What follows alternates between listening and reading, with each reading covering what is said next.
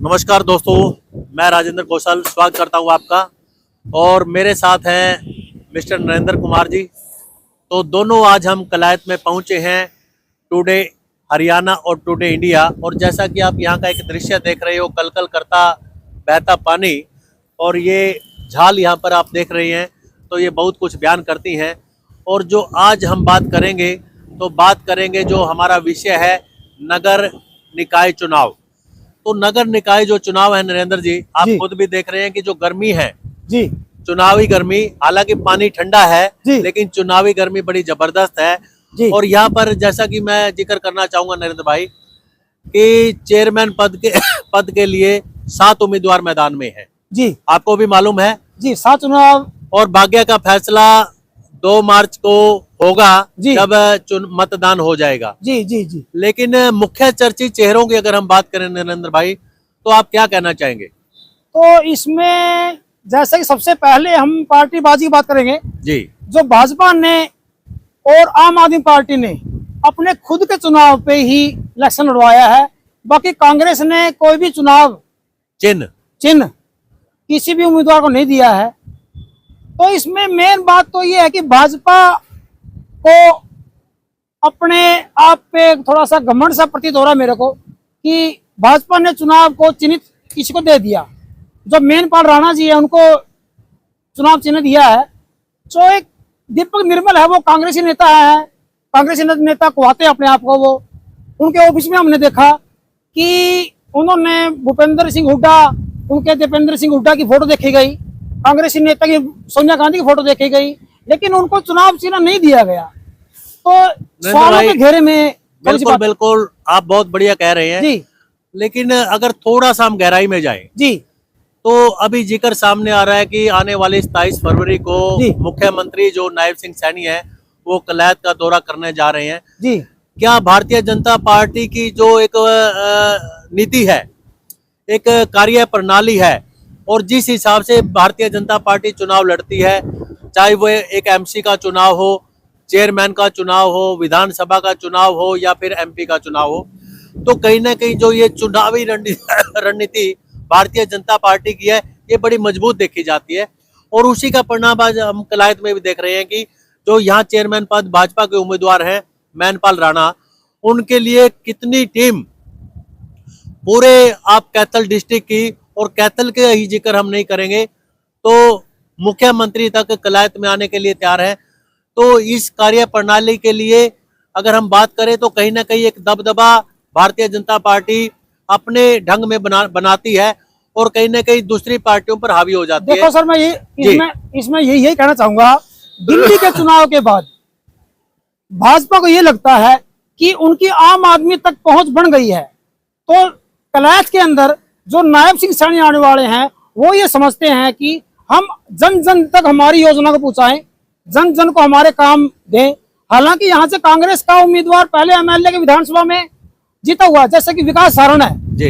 लेकिन अब भी लोगों को ये लग रहा है कि भाजपा को ये लगता है कि ऊपर सरकार हमारी है तो हमारे से ही चेयरमैन काम लेगा। तो मेरे को ये लगता है कि मेनपाल राणा नहीं है। अगर मेनपाल राणा यहाँ से हार जाते हैं तो दूसरे जो चुनाव लड़ रहे हैं, चुनाव चिन्ह पे अलावा जो लड़ रहे हैं, जैसे हमने कई से बात की है जो नगर निकाय चुनाव प्रधान के हैं, तो वो ये कहते हैं कि हमने भी भाजपा को वोट दिए हैं, हम भी भाजपा में जा सकते हैं। मेनपाल राणा को जरूरी नहीं है, अगर हम भी जीत जाते हैं तो हम भी भाजपा में जा सकते हैं और अपने काम करवा सकते हैं, ये राय है।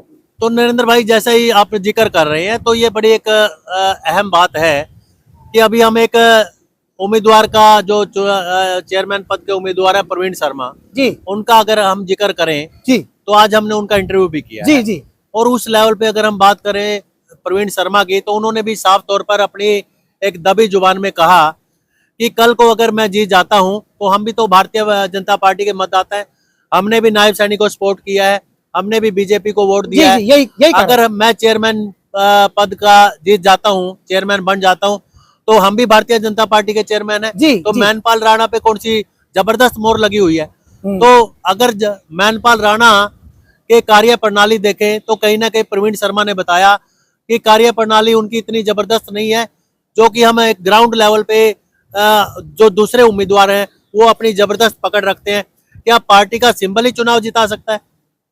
देखो जी, ये जो चुनाव है ये भाईचारे का चुनाव है।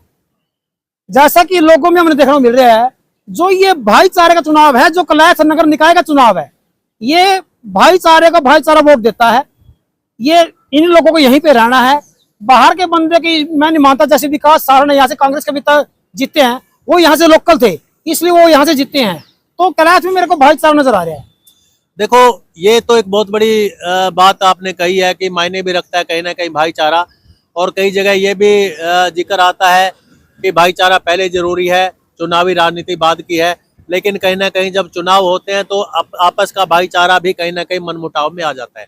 लेकिन कलायत के अंदर 7 उम्मीदवारों की अगर हम बात करें तो यहाँ डायरेक्ट तौर पर अगर हम बात करें तो भारतीय जनता पार्टी का तो एक ही उम्मीदवार है, मैनपाल राणा, और उसी के लिए पार्टी जोर भी लगाएगी। अगर विपक्ष की हम बात करें तो विपक्ष में दीपक निर्मल की अगर हम बात करें, अंकित जायलदार की बात अगर हम करें, प्रवीण शर्मा की एक निर्दलीय के तौर पर बात करें, हालांकि हैं तो दूसरे भी निर्दलीय ही, लेकिन कहीं ना कहीं उनके चेहरों पर जब उनके कार्यालयों में हम जाते हैं तो कांग्रेस पार्टी के आला जो नेता हैं उनके पोस्टर बड़े बड़े नजर आते हैं। और कहीं ना कहीं ये शो करने का प्रयास किया जा रहा है कि हम कांग्रेस पार्टी के सिपाही हैं और कांग्रेस पार्टी के तौर पर ही हम जो है एक चुनाव लड़ेंगे। तो ये काफी मायने रखता है। लेकिन कितने उम्मीदवार कांग्रेस पार्टी की तरफ से चुनाव लड़ेंगे ये अभी कोई स्पष्ट नहीं है। पर जिस हिसाब से जो मजबूती की अगर हम बात करें तो अभी जो यहाँ का आंकलन हम कर रहे हैं कलायत का, और कलायत के इस कपिल मुनि की पवित्र भूमि पर बैठ करके, तो कहीं ना कहीं निष्पक्षता से अगर हम विश्लेषण करें तो वो चीज़ सामने आती है कि डायरेक्ट तौर पर जो अभी हम देख रहे हैं कि मुख्य तौर पर मुकाबले की अगर हम बात करें तो कहीं ना कहीं निष्पक्षता से अगर हम देखें तो अंकित जायलदार और भाजपा जो प्रत्याशी हैं मैनपाल राणा, इन दोनों के बीच का टकराव हमें साफ तौर पर कलायत के अंदर नजर आता हुआ साफ तौर पर नजर आ रहा है। और बाकी उम्मीदवार बेशक दावेदारी कितनी पेश करें, लेकिन जिस हिसाब से लोगों की जुबान पर डायरेक्ट और इनडायरेक्ट बात है तो कहीं ना कहीं एक इनडायरेक्टली भाजपा और कांग्रेस प्रत्याशियों का जायलदार के रूप में जो है वो कहीं ना कहीं मुकाबला साफ तौर नजर आ रहा है। मेरा आंकलन कुछ ये कह रहा है। नहीं, आपका आंकलन बिल्कुल सही है। टुडे इंडिया, टुडे हरियाणा जो आंकलन किया है, राजेंद्र नरेंद्र की जोड़ी ने जो आंकलन किया है वो आज का टाइम यही कह रहा है। आज कितनी तारीख है? आज 22 तारीख है। 22 तारीख तक का सर्वेक्षण हमारा ये कह रहा है कि आज के टाइम में जो टक्कर है वो अंकित जायलदार और मैनपाल राणा, जो भाजपा के फूल पे, कमल के फूल पे जो इलेक्शन लड़ रहे हैं, उनके बीच ही रहा है। इनके अलावा जो 5 कैंडिडेट हो रहे हैं उन्होंने वो सिर्फ अभी पोस्टर लगाने में ही जुटे हैं। अभी उनका कोई भी रुझान नहीं दिख रहा हमें कलायत के अंदर, और उनका अभी तो वो एक दूसरे की कहने में, सुनने में, लोगों से संपर्क करने में है।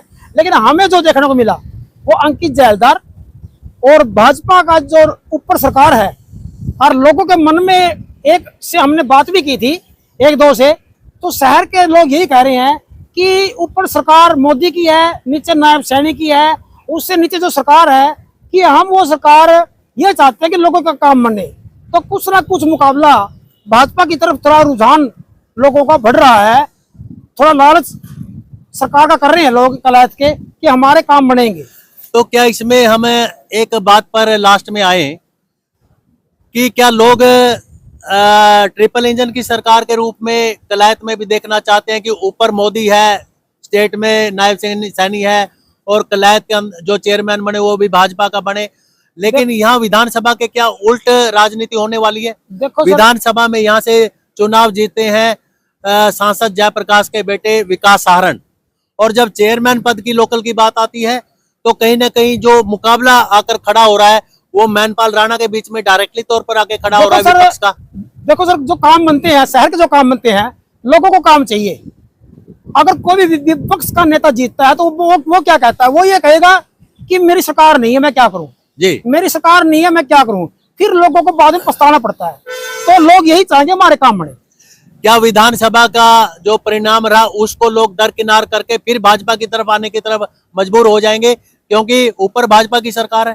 क्या आप यही कहना चाहते हैं? इसीलिए तो जो अदर है, जो निर्दलीय चुनाव अधिकारी है, जो निर्दलीय निकाय चुनाव के जो प्रधान के जो पर्चा भरा हुआ है, जो उम्मीदवार है, वो इसीलिए तो कह रहे हैं कि हम भी भाजपा की तरफ चले जाएंगे अगर हम जीत गए तो। अगर भाईचारा हमारे को जितवाता है तो हम भी भाजपा की तरफ चले जाएंगे, वो यही कहते हैं।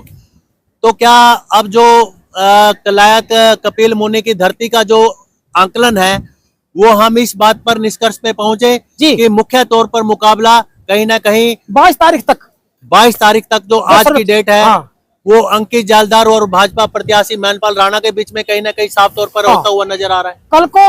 कल हम 23 को क्या रहेगा, 24 को क्या रहेगा, 30 को क्या रहेगा, इसके, लेकिन आज तक का जो सर्वेक्षण है हमारा, वो इंडिया टुडे और इंडिया टुडे हरियाणा का जो सर्वेक्षण है, आज के टाइम में यही कहता है अंकित जालदार और मैनपाल राणा जी के बीच में टक्कर है। 22 तारीख तक का हमारा सर्वेक्षण यही कहता है।